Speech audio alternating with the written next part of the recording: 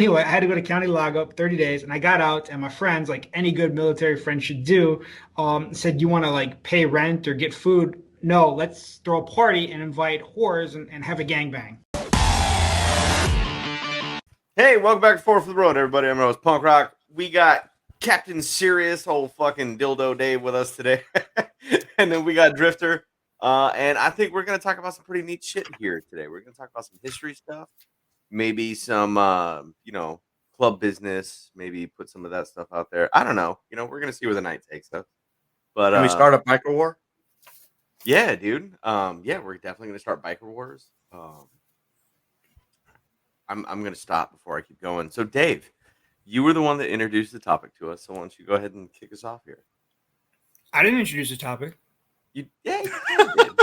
Yeah, thanks for showing up, folks. Yeah. That's our show. Well, I had talked about it, and something that I love about the page is just, there's so many different personalities on it. And we all do, like, look at the good stuff that's going on between, not going on between, but like the good viewpoints between Mac and Road Dirt. That's cool stuff. And it's just different viewpoints on the page. And that's what I've always enjoyed kind of about this. And whether that's, I feel like it's our peers that comment on the stuff. And so I thought I didn't read everything on Road Dirts, but kind of looking at Mac's, there was definitely some good engagement on there. There's some funny stuff or some ridiculous shit too. That's natural. It's the internet, it's the Thunderdome, but there was some good back and forth conversations between people. Like, and I consider that like the best part of the page is the people that write and then chime in and all that stuff. It's just like a peer-to-peer, like these are a community of your peers.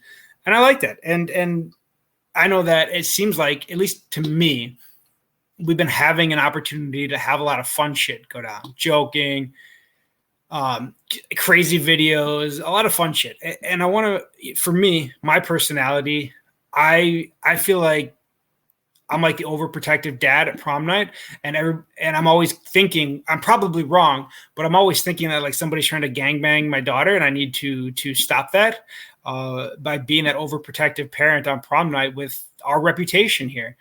And nobody's ever done anything to like hurt it. It's just my own hang up, I guess, if that's the right word, that I want to make sure that there's a balance of the funny shit that people like and the serious stuff. And so I thought getting together with you guys to do a little fun history, like not that it's all serious, would just be a different topic we haven't really visited in a while. Yeah, and I don't expect a single fucking laugh tonight, fellas. All right, this is some serious shit. We already ruined it. We laughed earlier. So, the three of us, we have a ride coming up in, 3 weeks now? Yes. So looking forward to it. And I'm so looking forward to this. And really one of the things that got me thinking like the three of us need to get together and do an episode was I saw a picture on Outlaw Archive. And whether you like what he says or you don't like what he says, his collection of history and pictures is amazing. And even if you don't like motorcycle club, whatever history, I've always been someone that likes, like, if we were at my grandparents' house when they were alive, or like going like it's like my dad's house who has a lot of that stuff from my grandparents, going through old photo albums. I've just always like the time capsule that's captured in a picture has always appealed to me. And so anyway, he posted a picture of these club members, and they're outside of this random house or whatever in Southern California. They're on the, they're in the streets, and there's kids on the sidewalk. And I think like somebody's wife or girlfriend or whatever is on the sidewalk with the kids. And there's probably 3 or 4 bikes lined up, and these guys are getting on their bikes, and they look like your grandparents from the time. There's a certain kind of dress that somebody had in the 50s and the 60s. And that's what they look like. And you see the house in the back, and the house looks like that house that you would see in a movie about the 50s or 60s. And I was like, dude, I just love what this picture is saying without saying anything at all. And that's something that I think maybe it's, I don't know, is it not ego driven? I don't think that's the right word. I can't think of what I'm trying to say, but when the three of us or whoever, when we get on our bikes, and you and your brothers get on your bikes or whatever, and you stop somewhere cool, somewhere random, somewhere Americana, and take a picture in front of your house, in front of a bar, whatever, at the side of the road, I imagine the people seeing that. I guess if that was 1960, 60 years later. Imagine who's going to look at that 60 years later. Yeah, and you never know. You never know which pitcher it is that's going to survive all that. And I think a lot of that comes from, like, I think Drifter's enthusiasm. Even though I've always enjoyed old pictures, I think Drifter's enthusiasm is contagious. And I know that, always since Sucker Free and beyond, he's always been into that. But I definitely think in the last couple of years, he's really ramped up even a couple more notches. And I think the stuff that he chooses to share with us, the exact same vibe to it, like the exact same feel when he shares it. Well, hell, I want to meet this guy now. Sounds like no, you don't. He's kind of an asshole, but I've ridden with him. I mean, he is nice. He did let me ride his bike, but he got us lost on the way back. So, are we doing video or is this just recording? Just recording. No, this is just recording. Well, hi folks. I'm Drifter. How y'all doing? And then the other day, kind of speaking that nostalgic road, I don't even know what I was doing, but I found some old notes from either a podcast that we had done. I'm assuming it's a podcast because I don't know why I would have wrote notes like this unless we were going to talk on it or write it up. But I couldn't remember what it went to, and a lot of it is kind of jumps around a little bit. So I'm assuming it was just like speaking points that I wanted to remember. But it all just kind of like, it just seemed like good timing, like Drifter sharing some of the shareable club history stuff that he wants or is able to share. Then looking, like, I have notes here talking about Hollister, some of the historic clubs. And I feel like, that's probably a story that by now everybody's either already heard, is already in love with, has already done their own research, or already has, knows the clubs that were part of it, et cetera. But I feel like just as a starting point for a lot of culture change, I mean, obviously 1947, there was history for 46 years roughly of motorcycle clubs up to that point. But it's just like Jim's talked about, like he's talked about before, this catalyst for an entirely new era of biker. It wasn't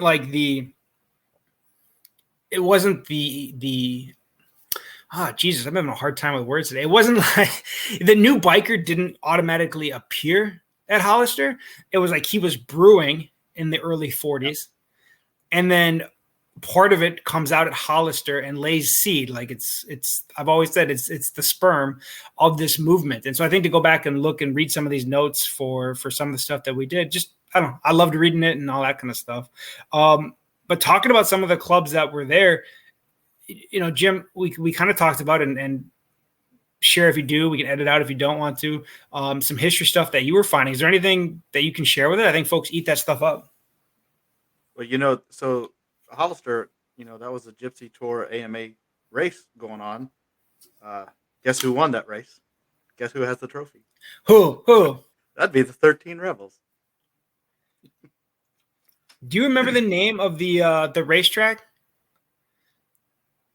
Is it still there? And the reason I ask it was something with a B, right? Ah, shit. Baldo? My problem is I've been working with a couple of club brothers on our club history. So I've got all these racetrack names in my head, but they're all Los Angeles area. You guys owned your own racetrack, right? We did, and we're still trying to find the exact location of where that was. We had it all the way up to I think it was 1970. So we're trying. Urban sprawl has really taken over a lot of the old places. In fact, one of the really cool things is, so some people may have heard of the All American Bar. It's where 13 Rebels hung out. It's where the Booze Fighters were born. We found that place. It burnt down, but through deduction and the pictures we actually have 2 pictures of the All American, and then we have a third picture taken inside the All American facing out. So you're looking across the parking lot. With all that and knowing that it was just down the street from our clubhouse at the time, we found the exact location. And then whenever my brother Shakespeare, Shaky, was out there, he went to the place and took pictures. And it's pretty freaking awesome. What is it, like a used car lot or something today? A car dealership? No, it's a supermarket. Oh, okay. Yeah. One of them, I think you and I had found on like Google Maps or something for an old racetrack, and now it was just like Hispanic food stores or Yeah. something. Yeah. And then barbed wire fences up around the rest of the block and things like that. But yeah, I mean, just to hold, I mean, I can't even imagine like to hold those pictures and to see those, just imagine you were the person taking the picture looking out. Yeah, and whenever they took that picture, and it's interesting because if the picture, if you're looking at other people in the picture and it looks like you're not looking at their heads, that the picture's taken from like somebody had a camera on their chest and they're looking down, the old type of cameras where it sits on your chest, you look down and you take the picture that way. You can always tell because of the angle of the picture. And so we have a lot of those. But imagine the guy that was standing in the parking lot of the All American, took a picture of all these 13 rebels in the parking lot, gearing up to go on a ride, and not even thinking anything about that picture. And here I am, you know, 75, 80 years later, going, holy shit, look at this. So you just never know which pictures you take are going to be in some history nerd's hands 100 years from now. Yeah, was it weird for you to finally have that picture of you come back? And Oh, I tell you what, I wish I had some of those bikes that were in that picture. hey, you ain't wrong there, fella. So do you kind of know roughly the around the year time frame that these pictures were taken? Is that something you've been able to kind of pinpoint or? Yeah, a lot of them. So with our club, it started in '37. It was all the top racers, uh, and so we were really big in Los Angeles area and in Southgate area. Really, everybody lived within 10 miles of each other, and the club was like 40, 50, 60 deep at one point. And so all through the 30s, the 40s, the 50s, and then by about the mid 50s, it started turning into I guess Shell Thuit, and you should look him up if you're ever interested in racing. I think one of us in this chat has done a biography write up on him. Maybe it's Ken. I don't know. We'll figure that out later. Go on. Go ahead. So by the mid 50s until the 70s or so, Shell Thuit really, the clubhouse was his shop, the back of his shop, and it really turned into off road racing at that point. Um, you know, I forgot where I was going with all this, but Hey, I got a question. Do you know which 13 Rebel it was that took home one of the trophies at Hollister, or took home the race trophy? yeah, Arden Van Sickle. And that's the famous one with the American flag, right? And the trophy. No, that's his son. No, really? Yeah, there's two Van Sickles. Okay. So the one that where it shows a kind of a goofy guy sitting on an Indian that's got a full skirt on the front fender. He's holding a trophy. Yeah. Maybe you've seen that one. That's the Hollister trophy, right? And then that famous one where the guy is sitting in an alleyway between two buildings with a 48 star flag behind it. That's his son, Ben. Okay. Yeah, that one right Yeah. there. So now that's him. That's Arden. Well, they're both. Here's where it gets confusing. Which one's the dad? That's the son. The one with the flag is the son. But they're both named Arden Van Sickle. They have different middle names. Now, okay, so for the sake of conversation, we're going to refer to him as junior and senior. Sure. Yeah, that's much easier. Now, one of your club brothers is big into the movies, right? Production, history of them, making them. Is that? Yeah, he works in the industry in New York. Now, has he ever looked up any like history, or does he, something he's ever been interested in as far as like, so Stanley Kramer is the producer, the director, I guess, from the Wild One, and he uses a very kind of, I guess at the time it wouldn't have been well known, but he uses the reference of the racing trophy in the front of Johnny's bike. Is that something that's ever been correlated as like he took that or got that idea from the 13 Rebels, or is that just kind of cool movie history stuff? Dude, have you been eavesdropping on us? Always. Because we're actually starting to look at that. So Shakespeare, my brother, he knew, well, he went to New York City Film School, right? NYU. And one of his first year teachers was the director for the Wild One. I forgot that guy's name. But anyway, so he's investigating that to find out exactly how much involvement there was So with now us and the Booze Fighters. was Stanley Kramer the director or the producer? I think he was the producer.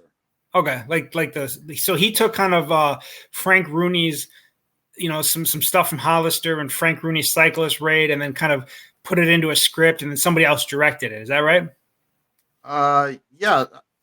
Or close enough to right. But I think that would be awesome. Like if your brother was able to track down that link, even if there is none, I think just the idea, because I think Ken and there is, and the director is Laszlo Benedict, something like that. What's the link?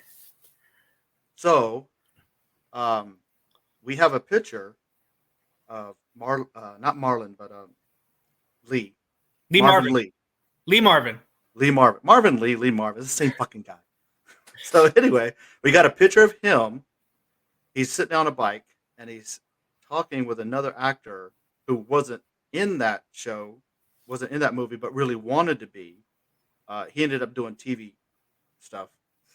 And they're standing right beside Ted Evans' work truck that has his name, Ted Evans Motorcycles. Ted Evans was 13 Rebel. And did Ted Evans win the Daytona 200 too, or am I? He won an amateur version. Okay, yeah. All right, now for debate, Lee Marvin, not Marvin Lee, but Lee Marvin, better in the Wild One, or the Dirty Dozen? Oh, dude, I don't know. Because he's pretty famous for the Dirty. I think he's more famous probably for the Dirty Dozen. Yeah, it's like the Dirty Dozen was more mature, but still same character as the Wild One. But I think more bikers identify him as Chino than they probably do Lee Marvin in the Dirty Dozen. That's because Chino was a 1940s, 1950s biker. That's exactly what it was. Ken? I'm going with the Wild One, man. Chino, my dog, he's kind of a fucking asshole. But he stands by his word, takes an ass whipping like a man, and then gives it right back. I enjoyed that portrayal of a character more than I did his in Dirty Dozen. That's fair. I mean, let's not. Do we still have the second episode that we ever did where we argued about what movie was more influential? Yeah, I think we know what movie was more influential. Yeah, man, Easy Rider. Yeah, mine. No, the Wild Ones. Which one? What movie did you pick, Dave? Wild Angels. Wild Angels. Yeah. I couldn't remember if it was that or like 69 or anything. Wait, what? No, I picked Wild Angels with Peter Fonda. Yeah, the one with that horrible story, man. But the one about the rape case, right? No. Let me tell you what this movie is about. All right. One of the guys in the club is killed, dies, right? So they take his body back to his hometown and they have a big funeral in the church, and then they tear the church up. They rape his widow on the fucking casket. Yeah. And then Peter Fonda gives this gay ass speech. We just want to be free to get loaded and do drugs. Look, my argument then is the same as it was now. Case, that one. The argument is not about which movie was better or which movie was more realistic to the biker. Because we know which one that was. Or which movie was more realistic to the biker culture. The argument has always been which one is more influential. And I've argued Wild Angels in 1966 because, first of all, Roger Corman was like a cult producer and everybody flocked to see this Roger Corman movie. And then guys were instantly going out and buying leather jackets and clubs. 66 clubs exploded in the late 60s. Okay, so I mean, you talk about leather jackets. Hang on. Can I finish? Can I finish? A giant ass pause. You put a period on the end of that. Can I finish? You are assuming that the Wild One was influential from day one. The Wild One is more influential over time. Sure, longer period of time. The Wild One is more probably revered. Fine, I'll give you that. Instantly influential, Wild Angels. Wild One was banned to like the 70s in Europe or 60s or something in England. It scared America in the 50s, 53 when it came out, more so than it probably invigorated people. Like Roger Corman dropped this bomb in the middle of the counterculture revolution in 66, and it exploded. More instantaneously influential, Wild Angels. Fine. Over time, what's more recognizable? I'll give you Wild Ones. No. Here's my thing. Right? Hang on. I got no. Wait, Ken. No. This is I've been silent long bullshit. enough. The leather jacket thing, that's bullshit.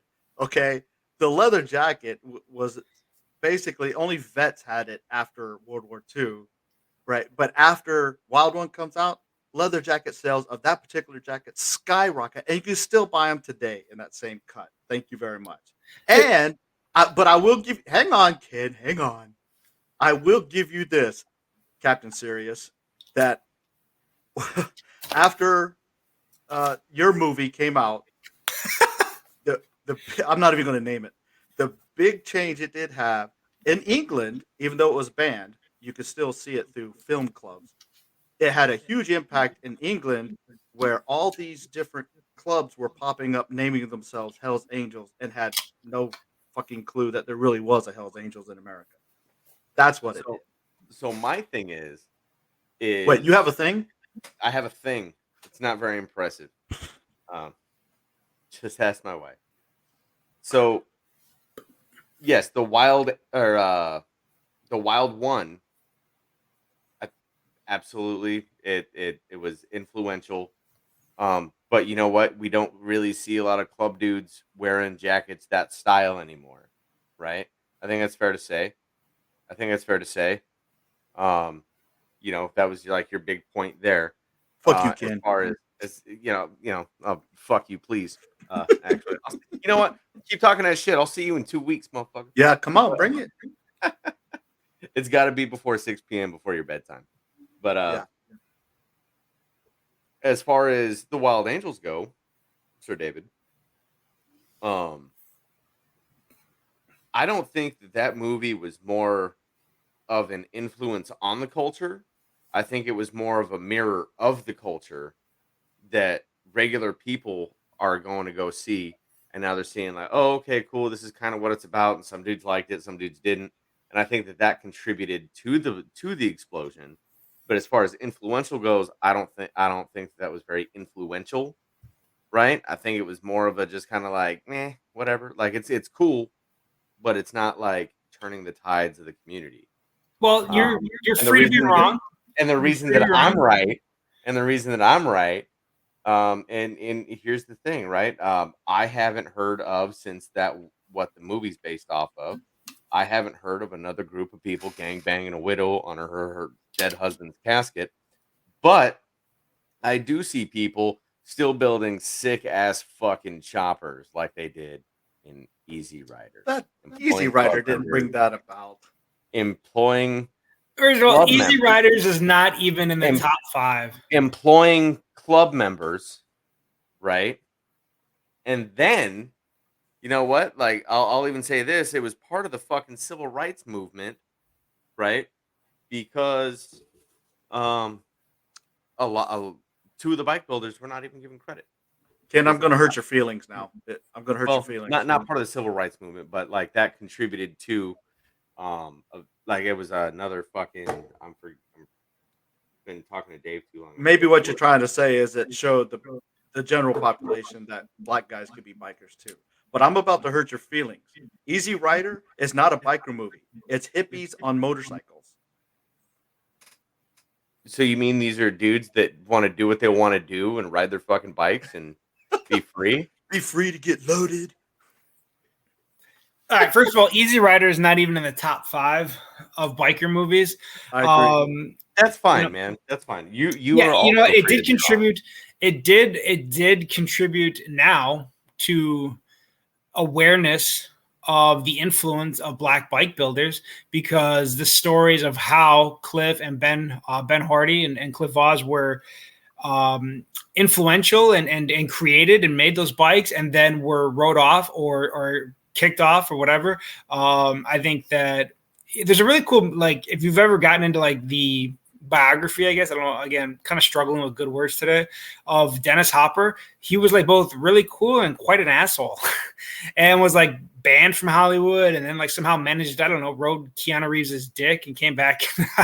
Like he was like such a good actor that people couldn't ignore him, but he was like beating his wife and was like a drug addict, and you know, was depending on what stories you hear and stuff like that, tried to minimize the influence of the bikes and Easy Rider and who created those bikes because of the color of their skin. Now that's all like tabloid stuff that you read, or you know, you listen to a podcast or whatever, so who knows, right? He's not here to defend himself, so I'm not going to say that that's law. But Easy Riders, not even a top 5 movie. You're free to have your own wrong opinion on this. Also for Wild Angels and why it was more instantaneously popular, the actors, nobody at that time when the Wild One came out cared about Lee Marvin or Marlon Brando. That launched them to become megastars. But at the time, Fonda and Nancy Sinatra, they were already names. They were already household names. So people were going to instantly go and see this Nancy Sinatra. Oh, she's hot. Let's go see that movie. So they flocked to see it. Instantaneously more influential. Plus nobody started a Black Rebel motorcycle club. They liked his look and they liked his attitude. But nobody started a Black Rebel motorcycle club or holy fuck, Lee Marvin's club. Oh, Dave, come on. I know. Beatles. The Beatles, and nobody went out and started these clubs. But like Jim said, in the Wild Angels, international clubs all over. Like there's a British Broadcasting, BBC. You can watch. I'm not talking shit. You can watch it. It's on YouTube.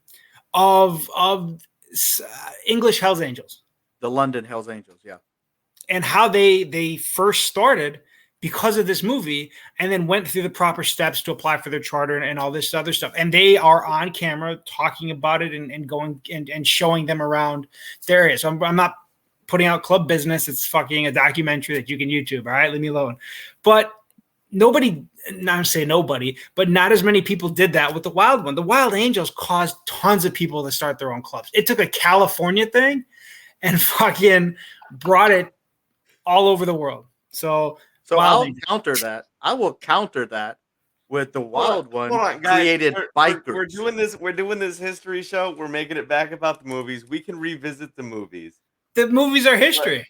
But okay. Let's just all agree that I'm correct, and we'll move on. Fine. Follow me for more tips to get Dave spun the fuck up. Like, you know what? Because I too appreciate Make-A-Wish, I'm gonna let Ken be right.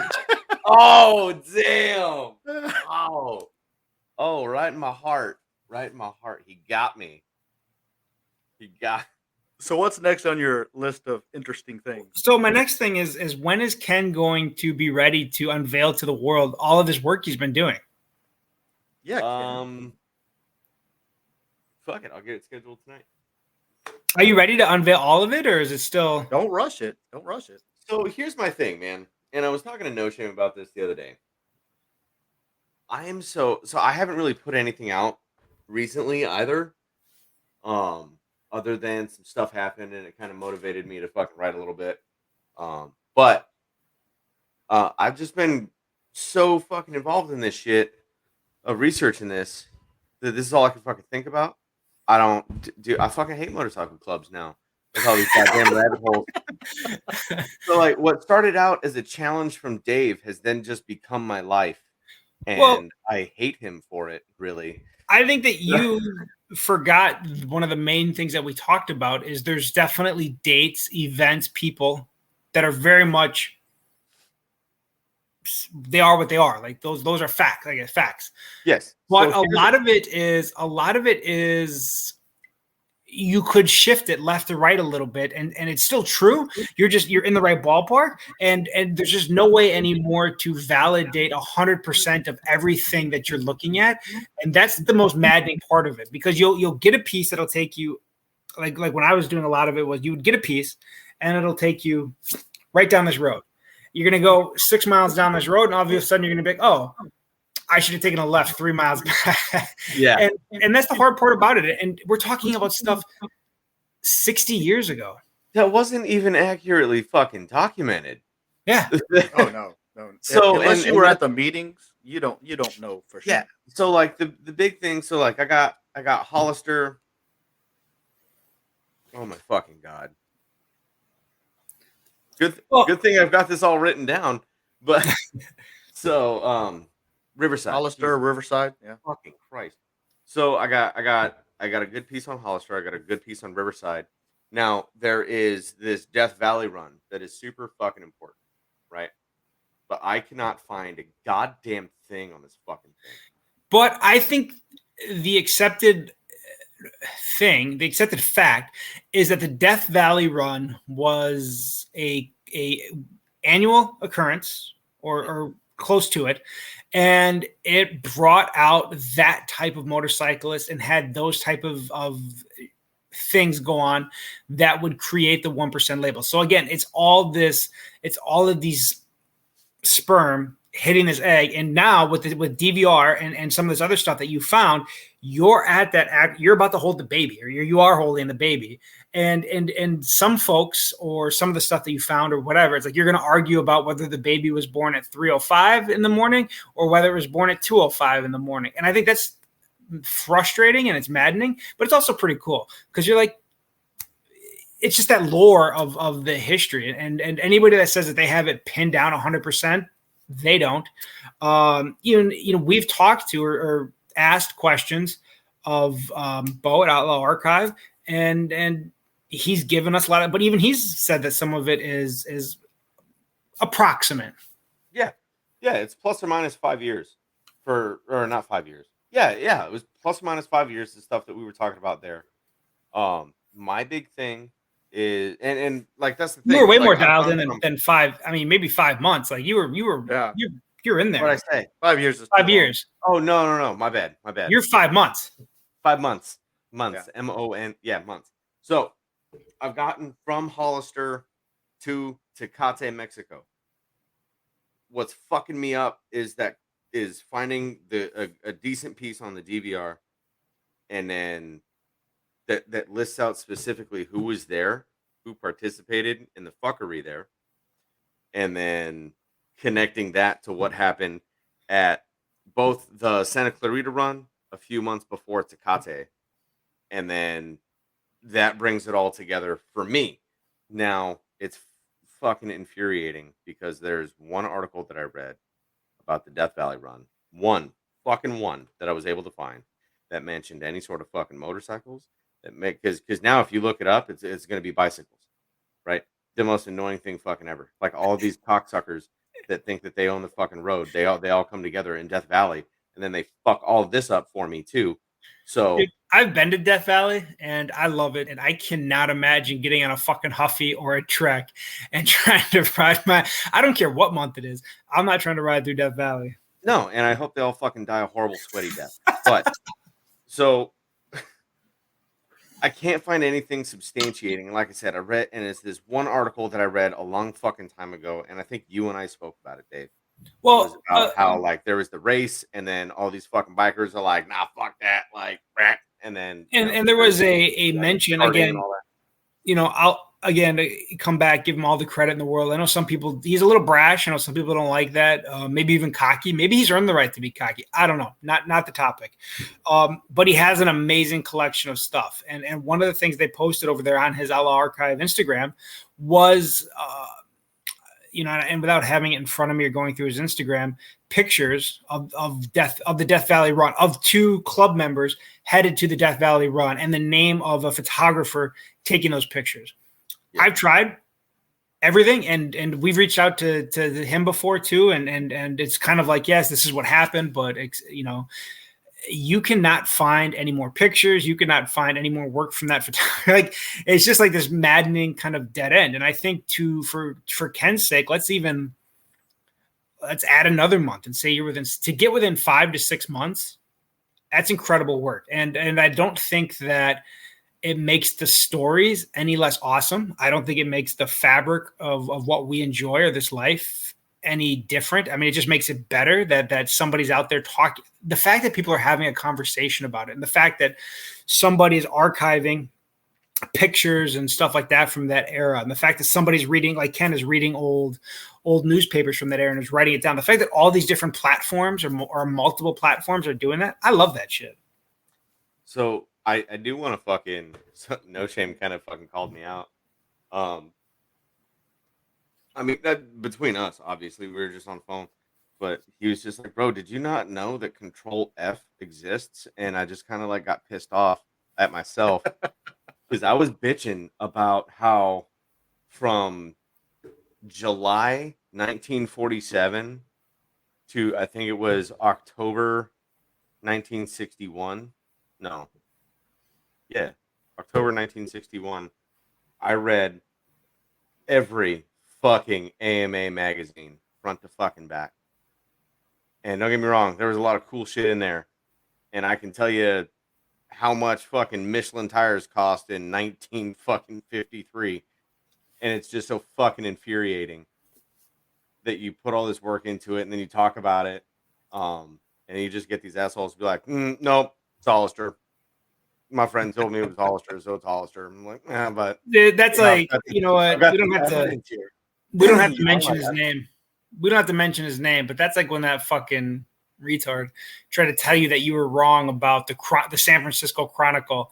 And I was like, "Whoo, boy, this one I know I got saved, and I'm going to light you up." And people are like, "Well, it's the internet. Who gives a shit?" I care, because you're not gonna belittle Ken's work and talk like you're this authority. The way that he said it with like such authority just motivated me to be like, "This is why you're wrong." And here's the sources, and here's the links to the newspapers.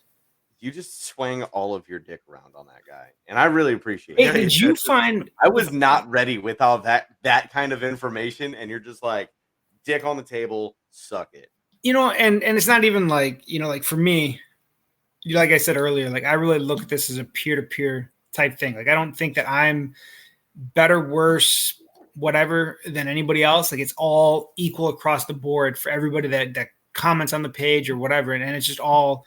I enjoy all of it and kind of that pure aspect. But yeah, don't belittle somebody's work or effort that they put into something if you're not going to at least like articulate a better point. Like if you want to say like I don't agree with that, and like again to come back to it, I think the two differing opinions that Mac and Road Dirt did was great. It was phenomenal.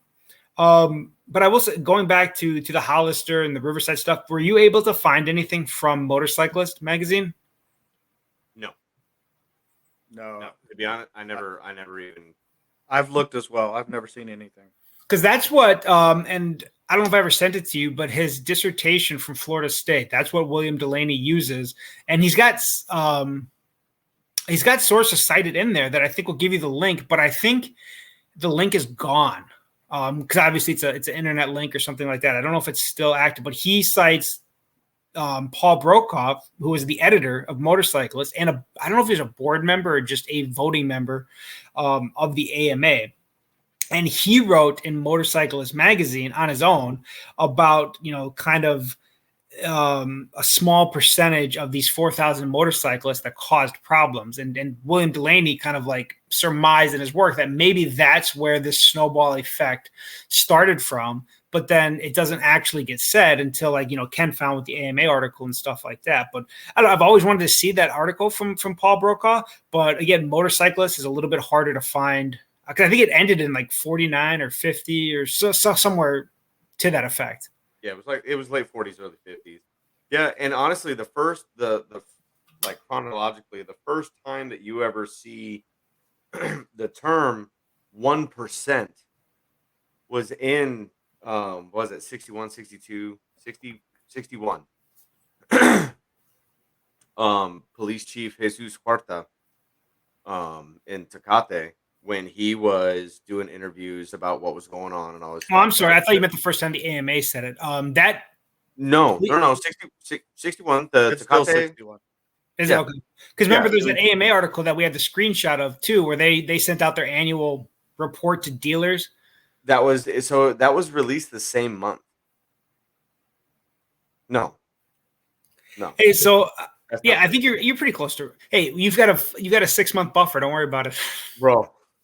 No, I'd be off because for some, like I got February in my head for some reason. I don't know, dude. Like I'm so fucking tired. In these old notes that we did, though, I did have in here about how Drifter and I argue about our most influential movies.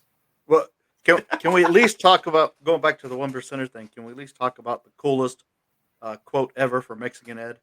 I love this quote when he said, "The galloping gooses aren't 1% of anything; or 100% motherfuckers." How cool is that? And that's, I think, so again, whatever these notes are for, they're very kind of sporadic, but, talking about that, and we talk about Ed Roth and, the changes. Like, I think this was probably, to me, I think this was probably part of Drifter's stuff that he does that's really great on cultural shifts and kind of where you can see different eras begin and end and things like that. But imagining today's culture, having somebody like Ed Roth, who is doing trading cards of club presidents. People lose their mind. Mexican Ed was in there. Pig from the Milwaukee Outlaws was in there.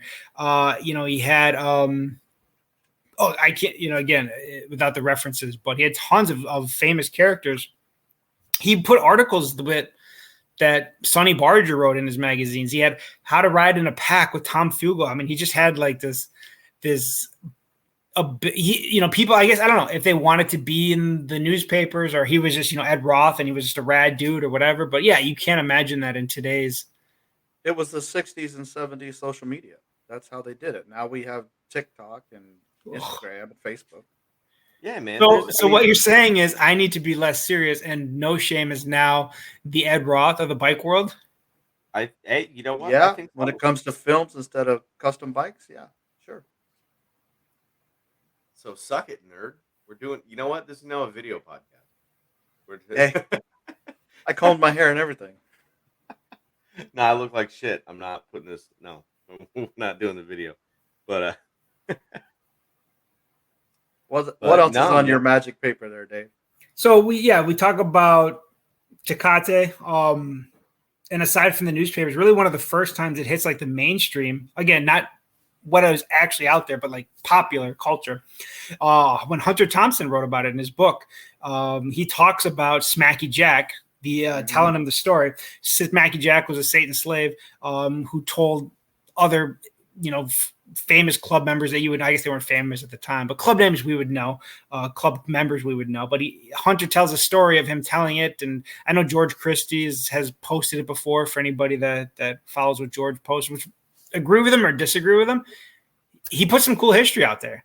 But anyway, so he talks about the story of Smacky Jack, talking about kind of the things that went down at Tecate, and that in the book it quotes the Smacky Jack is saying, "Well, don't worry about it. It was like only a one road town. It was only like a one block town or something like that. Like, yeah, the town burnt down, but half of it burnt down. Yeah, he's like, it was only like a one block town. It doesn't matter." And then the David Mann painting of Tecate. Yeah, man, I love that. There are three of those. My three favorite Dave Mann works are the one in the it's like this cave or like a overpass, right? The Kansas City Caves. Yeah. Yeah, they used to do Foresteros. Yeah, they used to do parties down there and stuff. Yeah, those caves are still there. That one, the leaving Tecate one, where you still got like the smoke and all that shit, like rising in the background, and you got the pack leaving, and then the one that's actually like during that, where they're like, you see these dudes like throwing Molotovs at the fucking police station, just never chaos everywhere. And you think about it happened in Mexico. Fuck it, we can talk about it. You think about like Tecate, right? It happened in like what, 1960, and 1960, I think, late 1960. But either way, regardless, let's say 1960, late 1960. We get that 5-month buffer. You look at somebody like Dave Mann, who has this really great, one of the best paintings I think that he's ever done, and that's subjective. That's just my opinion.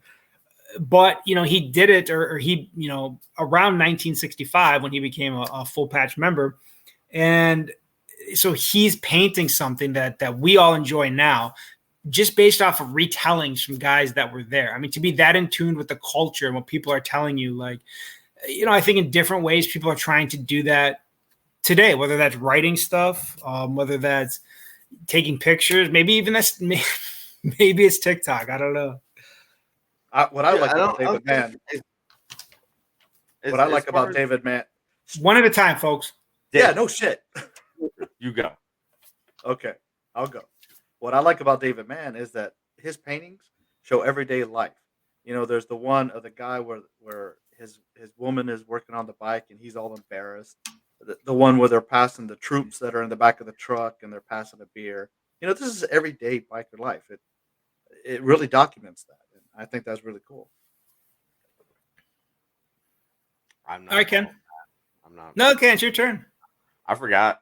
All right. Well, I legit forgot. If we keep going down these notes that I took here, man, we must have had some good previous podcasts. But I feel like this one's pretty good. It's got a nice mix of serious and funny, which is what I'm all about. Oh my fucking God. Yes, you are. Let it go. But one of the one of the things that we talked about next in these notes that I got here was people that attended the Tecate run, and one of them was Harlan Brower, who is known as Tiny. And Tiny and Tom would go on to start the El Forestero Motorcycle Club. But at the time, Tiny was a Satan Slaves member. And he had this influence that, and I'm not going to say the Midwest didn't have it. We did. I mean, you look at Jim Matif's work. You look at Danny Loynes. Like we had that here, but the Midwest has always been just kind of that gritty, more, not that there's not blue collar, greasy, hardcore, whatever dudes in California, but you think in this era, not now, but that era, California was glitz and glam and rich people and Hollywood and the movies and all that stuff. And then here came Tiny to Iowa, where he was from, coming back to Iowa and bringing these stories to Tom about biker culture in California. And Tom already being like, well, I'm kind of into tinkering and building and bikes and stuff like that. Let's start something like that here. And so they go and they try to get a slaves chapter in Iowa and California or whatever. I don't know the story. Not my business. For whatever reason, they're not able to. So, and I'm glad they're not. Glad they weren't, because now we have this amazing club that is El Forestero. And they take some of that chopper culture of California and make it completely Midwest. When I think of El Forestero and the history, again, nothing current, no club business, and I think about the history and just what the name evokes to me as a motorcycle enthusiast, that's Midwest. Like that just has so much Midwest flavor. Like it's, even though I'm a neighbor to Iowa, I look at that culture and I'm like, that to me represents the Midwest and where I come from. And so how they were able to infuse California and that Midwest stuff, like I just think it's a cool part of history. And obviously Tom is a legend. And then Tiny, I don't know, maybe he hated shoveling snow. I don't know. I don't blame him, but he goes back to California and becomes a very legendary Hell's Angel. And that, I mean, he was just kind of this larger than life character that, they're still out there. And I hope that someday in your clubs and these clubs, I hope people are taking these stories down, because I think the story of Tiny is awesome. And I think what they brought to Iowa obviously is awesome. And I think that those kind of stories are still going on today. And I hope people are capturing them. So some nerd like myself, 1961 to now, I mean, 60 years later, a nerd can enjoy it again. And people have been enjoying it for a lot longer, but I hope hard. It's hard to get these stories down though, because you're living them. You're in the middle of them. Yeah. Do you think that was really funny, guys? Hang on, let me write that down. Do you think Dave Mann knew that he was painting like his history that was going to be enjoyed 60 years later, or was he just a passionate creator? I think he was a passionate creator that had a deadline to do a lot of paintings. So he painted what he knew. What say you, Ken? I agree with that. I don't think that he was trying to be I don't think he was trying to be anything other than himself. I think he just loved painting and he painted what he knew how to paint, and he was really good at it. And people enjoyed his stuff. So I don't think that he knew that he was going to be the legend that he is.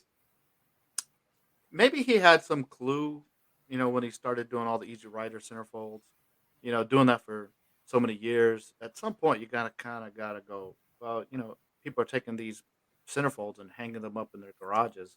Maybe they'll be around for a while. So maybe he had some clue, but I don't think he set out to do that. No.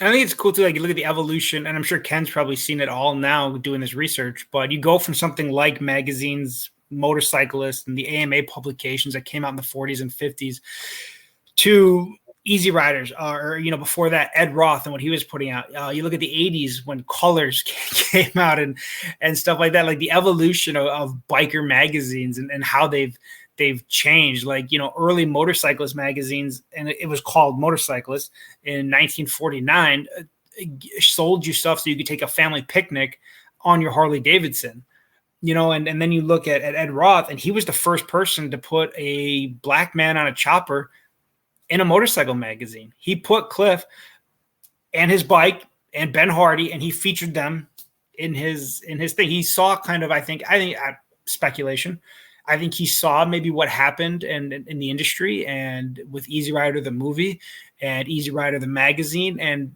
not that they are what they were, not that it's the same today. Everybody evolves. But I think he saw that and he's like, dude, fuck that. I'm going to put these dudes in my magazine. And he was the first one to do it. And I think that's fucking super cool. I think, and I'm just speculating, but based on what I know about the man, honestly, I bet he just did that because they're cool bikes, and I don't care who made them. And if you have a problem with it, fuck you. He did Sugar Bear too. Like, yeah. What do you do, Ken? I was gonna say, yeah, you got a fucking problem with it? Don't buy my fucking magazine. Like, How hard is that? And I think if anybody listens to this episode and knows better than us, feel free to let us know, or maybe you guys know. But I think he was the first one to. So my understanding is that Tom kind of encouraged Dave, man, to continue on with his artwork, and that's almost how their friendship really blossoms, like sending stuff back and forth, even before Dave Man was El Forestero. But Ed Roth was the first one, I think, to actually publish him in a magazine. I don't know if that's 100% true, but that's always kind of the story that I underwent, was that before. And then obviously for those, Dave Man is synonymous with Easy Riders, but before that was a thing, Choppers magazine, and Ed Roth was featuring or giving Dave his start. I don't know if that's true or not. If anybody knows more than us, they should tell us. Ed Roth did a lot of people painted for him, and he put his name on it, which I'm not dissing the guy. That was kind of a thing, way to bring a dark tone to this. So Von Dutch did a bunch of work for him, and Roth put his name on it. It was just a thing. So that could have happened as well with Were you looking into whether Von Dutch was ever a club member, and did you ever find anything on that? So here's what we know with Von Dutch in my club. So Von Dutch lived in the back of Shel Thuet's shop, did all kinds of pinstriping for Shel Thuet, who was a 13 Rebel, and rode with us. But I've yet to find meeting minutes that says he was a member, or a picture of him in a 13 Rebel sweater or racing jersey. But we know that he rode with us. We know that he lived at the shop, and we know that he hung around us a lot. So take that for what it is. Oh, fucking Kenny Von Dutch, man. Maybe that's going to be the look-alike. Did you say Kenny Von? Yeah. Kenny Von Dutch. It has a good ring to it. I like it. Kind of like Jimmy O'Finnegan. So one of the things that... that Kenny, like, that's his name. Kenneth Robert. Yeah, Kenneth Robert. Well, is there a correlation there, Ken? No, Von Dutch's real name is Kenny Howard. So. I'm saying, like, is that why you're Ken Lay? Yes, I am the pinstriper of potato chips. Maybe your dad was a huge Von Dutch fan. He's like, you know what? I'm gonna name my kid after this guy. I actually am one of the few people that Actually. No, I know where my name comes from, and it's from a black Irishman from Northern Ireland. So there's that. Definitely not Kenny Howard. All right, so I was trying to look at some stuff, but one of the last whatever we're talking about on these notes that I have here is kind of ties into all of that, where looking at you know, you almost need a Venn diagram. I mean, so many of these things intersect, but, you know, a famous historical club that's you know, defunct or whatever, not around. You look at the Straight Satans and the history and all of the cultural movements that they were a part of, whether good or bad, irregardless. Like, actually, that's not a word, but whatever, I like it. You know, the Straight Satans were around so many, I guess, infamous, iconic, historic, whatever movements in motorcycle and pop culture and this and that. I mean, they're tied into the Mansons, and they're tied, you know, the Manson family, and they're tied into the One Percenter movement, and they're tied into early Venice history in Southern California and all this stuff. And they had these members that their names are still spoken today, you know. And you look at that club, and you look at other Midwestern clubs, and you look at, you know, clubs out east and things like that, and how they intersect. Like, I think, like, if you're a history nerd at all, it's cool to see. And, you know, like somebody I talked about when we were talking about Midwest stuff is Danny Loyne, and I love his book, and I've posted up, and I think he's cool because whether, you know, it would probably never fly today, and we'd have trolls everywhere on the page if somebody like joined a motorcycle club as a journalist just to write about it. You're not gonna be able to do that today. It's kind of frowned on. But that's what he did. And he gave interviews about that. But he also, he didn't disparage it. He loved his time with the Outlaws. He spoke about it and wrote about it in an amazing way. He presented it in ways that we cherish today. And like, people have autographed copies of members that were in the club that are featured in the book and things like that. And it's not something that's looked at as a trash piece. Like, he didn't, you know, there's people feel different ways about like Hunter Thompson's book, and obviously all the informant books that have been written and things like that. You know, it's hard to say a bad thing about Danny's work. And so and then like what he did with SNCC, Student Nonviolent Committee, you know, I don't know the acronym, but he was huge in the civil rights movement. He even has pictures with Cliff Oz, the Chosen Few, down south. They actually went together to a civil rights rally in Alabama somewhere. And the famous picture where Cliff is being almost pulled apart by these cops or these National Guard members, I forget which. Danny is the one taking that picture. And he did a lot of journalism for the civil rights movement. He did a lot for prisoners in the Texas Department of Corrections. And so you know, obviously times change. Today, you couldn't have a journalist in bed with your club. That would definitely be frowned upon. But I think his work and what he gave us, and if you read his book, like, I posted up on the Instagram page yesterday where he's talking to an Outlaw member named Cal. And the language, like the way Cal speaks about, you know, the first time when Cal started off in an AMA club. He was in an AMA club called the Culver City Silver Saints. You might have heard that name before because Mother Ruthie, who's like a famous, legendary Southern California part of that culture, was also in this club or around it. But he left that and he became a Straight Satan. And from that, he talks about in Danny's book how he first met the Hells Angels, and hearing that story and just the vocabulary and the vernacular of the he's like, you know, he's about how you hip to it, and you know, we lit a couple up in the parking lot and like all this stuff, and it's just a cool thing to read in this book. And he became an angel. Like he you know, he described it, not my words. His words were, you know, that was kind of like the next evolution to go from the club that he was in, the Straight Satans, to being an angel, and he did that. And his brother did it as well. His brother, unfortunately, committed suicide, and when that happened, Cal decided to go to Chicago, came to the Midwest, where he became, in Danny's book, he's an outlaw. He's the very famous picture of the outlaw with the Hells Angels tattoo. Again, you're not going to see that in 2022. I get that. I'm not talking about that. But just the interconnectivity of it all, I just think that's such a cool story. Like, that's one character who has seen so much. Like, to come up with Mother Ruthie in this AMA club and then to be a member of the Straight Satans and to give you his account through his eyes of the first time he met this big club. I'm using air quotes. I know we're using audio here, but you know, that's kind of how they felt then in Southern California or whatever. That's how he saw it anyway.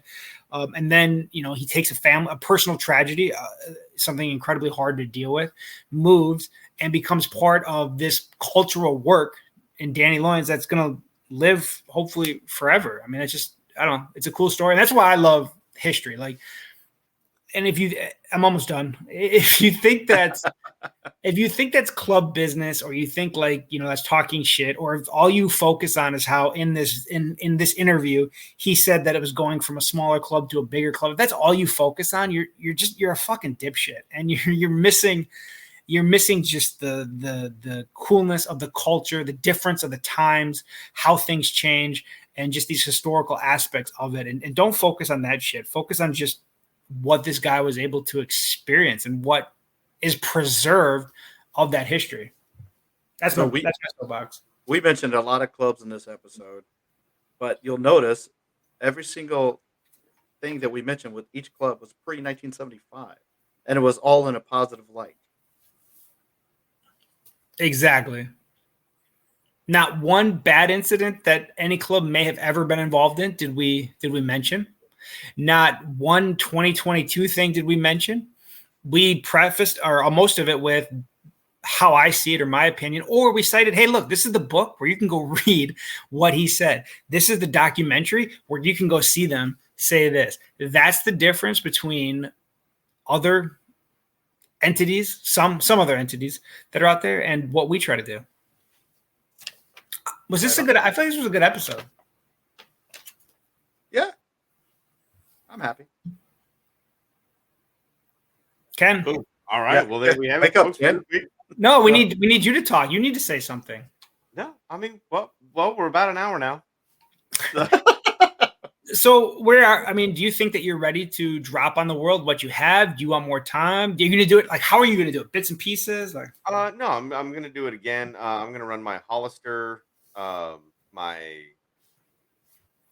Riverside run. Fuck it. Right. I need to go to bed. Yeah, I'm gonna run the 3 articles because I have one written up for Tecate already. I was just, like I said, I was trying to find something on the Death Valley run to do something just specifically on the Death Valley run, and then my 3rd article or 4th article would have been connecting the DVR to Tecate. But now I'm just gonna have the Hollister Riverside Tecate. I think connect it because still mention DVR. Yeah, you can still mention it. You have so much good stuff in there, and I think that you're holding, and I get it. You want to have a high standard, and I feel the same way. Like, you want to make sure, is it idiot proof? Is it troll proof? Right? And it sucks. Troll proof, to be honest. Yeah, but you kind of do, because you don't want people to come in there and rip it apart. Otherwise, you just run with it. But I think you have done so much great work that it, like Jim said, it deserves to be included. And anybody that argues about it, first of all, fine, whatever. Second of all, you're within a 6-month window at worst, like 60 years ago, and you got that close. That's a lot of good work. Well, this is how I look at it. I've spent the last year of my life researching this, like an embarrassing amount of time spent on this. Like, I go to work, I come home, I have about 15-20 minutes for my family, and then I'm doing research. So if somebody wants to argue with me and say, oh, well, this happened, or this didn't happen like you say it did, or, fucking no, it happened Hollister 1947. Bring the proof. I honestly don't give a shit if you agree with my findings or not, because I know what I know. I've read what I've read. And if you want to disagree with me, you can absolutely fucking disagree with me. But then bring the proof. Bring the receipts. Yeah, just disprove me. No Shame already tried to do it, because he heard, me and Dave were going back and forth, and No Shame was just like, fuck it. It's because it's harder to prove something than it is to disprove something. So he tried. I think it was the magazine shit that old fucking fuckboy wanted to fucking take shots at me about. And he just said, okay, well, this is easy. And he spent I think he said he spent a couple hours on it, and he couldn't find any substantiating evidence to support the 1947 Hollister incident as the place of its birth. So, okay, cool. If and obviously that was the one thing we were focusing on was Hollister, right? But at the end of the day, like I said, I don't give a fuck. I've spent the last year of my life researching this. If you don't believe me, that's fine. That's cool. If you want to disagree with me, you're more than welcome to do that. I just want you to know that it's going to fall on deaf ears. I don't give a flying fuck what anybody has to say. Well, hang on. I don't think it falls on deaf ears, but again, do it the right way. Like, not to keep giving that fucking tool airtime. Well, he didn't do it the right way, and he was completely wrong. If you read something that if Ken ignites conversation and other people are being like, hey, look at this article that I read or whatever, that's a really cool thing. And I think that should be welcomed. But that dude and other people that maybe are like him, they come in and they say, that's not right because my fucking meth dealing uncle told me this. Well, all right, that's not a good source. And Ken's 100% right too. I like what Ken said about it is harder because like if you have one article that says differently, people think that disproves it. If you try to prove it, they want 2, 3, 4 articles. Like the burden of proof is always harder. Yeah.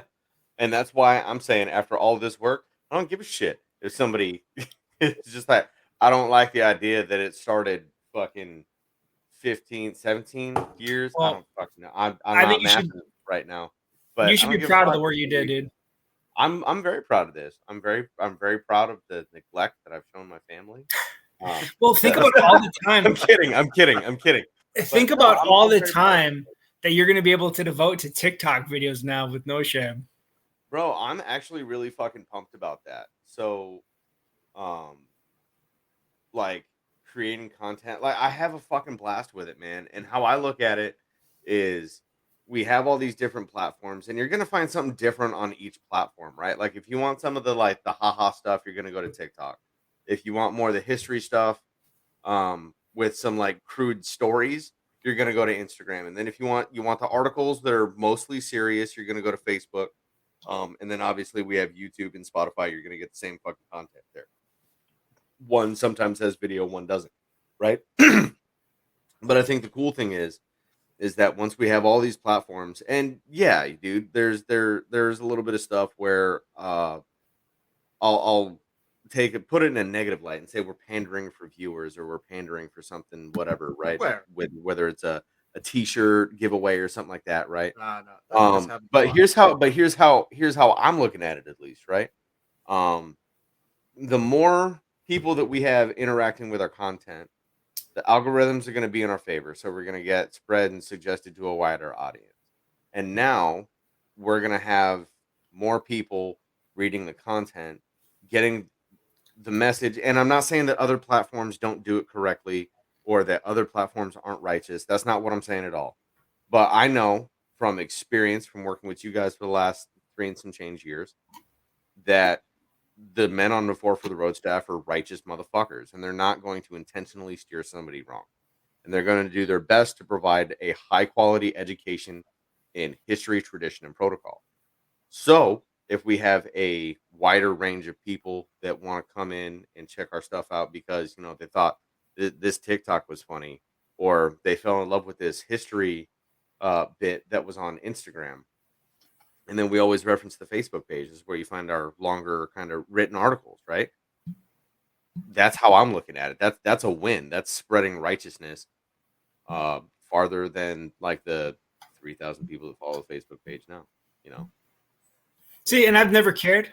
I don't care about the numbers. If you all go away tomorrow and we keep 10 people, I'm fine with that. Like I said, I'm probably a little bit over the top in the protectiveness of the virginity of the page. It doesn't need to be protected. Like I'm not like other people are out there trying to gangbang our page. But for me, that's about like I don't care if fucking 3,000 people go away tomorrow. Is what we're still putting out good? And I struggle to find that balance. I think that this episode today is amazing, and I think filtering these in with the funny stuff is a balance. And I think, for me personally, I thought that we lost our way a little bit with too much funny shit. And we risk, and I'm not saying I'm right. I'm just saying my view was that we then run the risk of pushing away the guys that in the past and currently, like our inbox yesterday, there was a really awesome guest in there that hopefully we're able to work out. But, we run the risk of, I think in my eyes, pushing some of those dudes away. And I'm not saying I'm right, but I felt like previously we had more guys at that caliber that I viewed at that caliber. I'm not saying everybody agrees with me, hitting us up, and some of the funny stuff, only funny stuff, had kind of pushed it away. And again, I'm not saying I'm right, but I think that this is a good balance. And I think Ken's right that I think the short, funny stuff will bring in people, and I think stuff like this will hook people and give it validity. I'm just always wanting to make sure that the scale, and I'm not saying nobody else cares, I'm saying only me, want to make sure that the scales are balanced. And so when we're putting fucking funny dick pics on our YouTube videos, I'm like, okay, maybe somebody likes that. I don't care for it, but whatever. I talked to Ken the other day, and I was like, dude, my vision of this, and again, just because I'm neurotic, is I think about where I was on my bike the first time I heard Jace interview the Fast Life, Two-Lane Life. I think about where I was the first time I listened to our episode on Mount Rushmore, Mount MC Moore, which can kiss my fucking ass because it's gone for whatever reason. But I think about because I didn't listen to it. I didn't listen to it when we did it. Like I waited until I wrote, because that's what I do. I like to put it on my Bluetooth, on my helmet, and I vibe for an. Am I allowed at 36 to say vibe? I don't know, but sure. I just put that. I just put that shit on and I cruise. And I remember where I was, like when I hear certain stuff. I remember where I was when I heard that Vigilance Elite podcast and all this shit. And that's how I want people to relate to this episode here. And I'm not saying I'm right. I'm just saying, like, my concern has always been pushing people away because we do too much funny stuff, and we got South Park animation on our YouTube videos. And I'm like, I don't give a shit about 300 people watching the YouTube video. I want 1,000 guys on their motorcycles jamming to what we're saying, or like mixing it up. Like the dudes that have sent us videos of them riding to audio of our podcast. Yeah. I would sell my kids for that. So are we going to let's do a podcast in the middle of our trip. Like, I'm doing it at the hotel, right? That's the plan. I've got a microphone that hooks into the phone so that we can record it. Because Ken, or no shame, somebody told me that we can use StreamYard on a phone. Like you just log in, I guess, from like a internet. Yeah. It's literally it's just like how you do it here, except you're tapping your email icon. Yeah. And so I've got a microphone that we can hook up to the phone, and then we can like do an interview or do an episode or whatever. I think that'd be fucking cool. Sick, dude. I'm looking forward to it. I'm excited to take Jim to that little church. I mean, it's nothing cool, but I always like this little way stop. It's right there on Highway 17. Maybe we can reenact the Wild Angels scene in it. Okay, dude, dibs on being raped. But... Hey, I'll be the dead guy. Hey, feel free to edit this out if it's too personal. But when you rode there, Ken, did you know? No. Oh, okay. Why not? No, I did not. Huh? Why not? Yeah, we're not that I'm not putting on the air. So it might have happened. You're just not gonna put it on the air. That's fine. I'm okay with that. This is it for this week, folks. We're like within a 6-month window of just assuming it happened. It happened in a 6-month window. I'm gonna make a T-shirt. It happened. That's all it's gonna say. Right, with this little church in the background. It happened.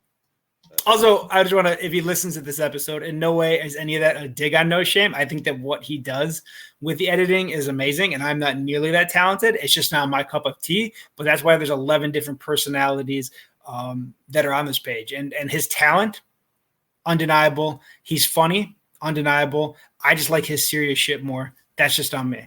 I love the TikTok, man. I laughed so hard at that thing. Yeah, I mean, at least I didn't take any of that as like a dig at No Shame. No, just like clarification. Like that's kind of like that's Dave's view for the road moving in the future, and that's kind of the beauty. And like you said, that's kind of the beauty and the curse is that for the most part we're all on the same page. But then it's like it's the little onesie twosie things that we don't agree on, and that's okay. Like we're still gonna put out the content that we're gonna put out. We're gonna have fun doing it because at the end of the day, this is a hobby. We're not really like nobody here is being paid. I can't say we're not making money anymore. And I fucked up. I did the math wrong We made $3.81 from gifts last night from the TikTok. So thank you guys. What are gifts? What the hell is that? Yeah, dude. So I didn't know about this shit either. Like me and No Shame were doing this live, and we kept seeing these like little stickers and shit pop up on the screen. We're like, what the fuck is that? And then one of his brothers that was watching was like, that's money, bro. Like, so we looked it up, and like I said, I did the math wrong, but what the real number was $3.81 was donated to us through those little stickers and stuff like that. So once we get up to a certain dollar amount, we could redeem that and then pay for this expensive ass fucking StreamYard subscription again. That shit ain't We've become $8 at a time. I mean, we gonna need to do some more lives if we're gonna pay for that. But no, man, and that was really fun. And just again, for all you guys that were watching last night, thank you guys so much for the support. And then supporting my business, like that was really rad, you guys. I got I'm not gonna give the dollar amount, but I got some orders last night while we were doing the live. Dude, are you ready for the fashion show with Jim and I on the bike ride for your biz? Dude, I'm waiting on you motherfuckers to order some shit, or am I supposed to order it? You said you guys like special shit or whatever. I figured we just pay you when we see you. Okay, I can order it. Didn't you say you had some shit or something that I figured we just pick it up from you? I thought maybe you got something. I thought maybe you got something unique for the trip. I'm sorry. Oh. No, you guys just tell me. Oh, that's right. Because fucking what's his name up there? Jim. He doesn't want to wear that specific sweater. The swear word one? Yeah.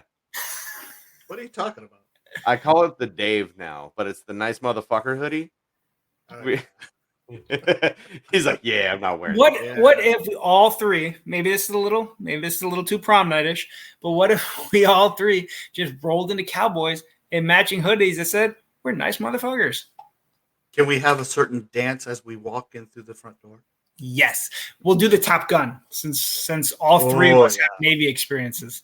So, I was going to go with the Bee Gees Walk from Staying Alive. Oh, yeah. You know, maybe it'll be a two-part. Maybe it'll be like a match.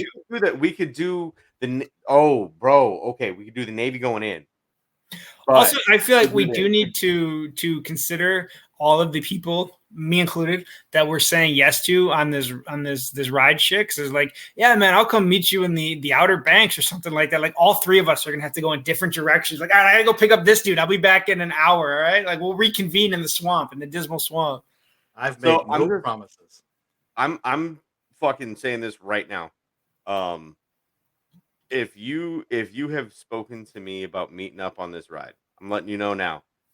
First, I'm not inviting anybody for the ride up to Williamsburg. I want that to be as small as possible.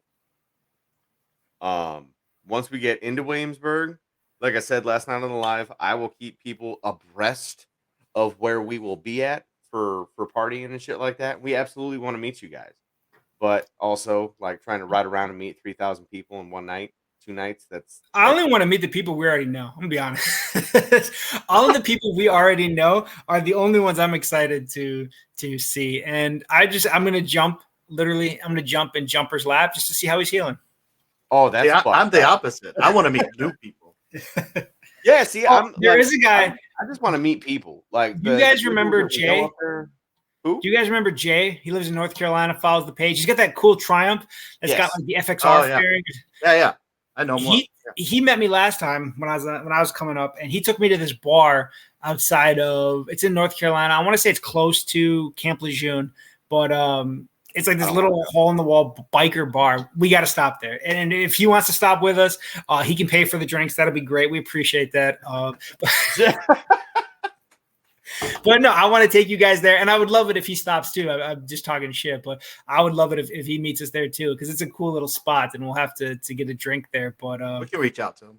We got. Other than that, yeah, I'm just excited. There's some dudes that we all already know that I just can't wait to see him again. Right on. And Jeremy from Death Wish.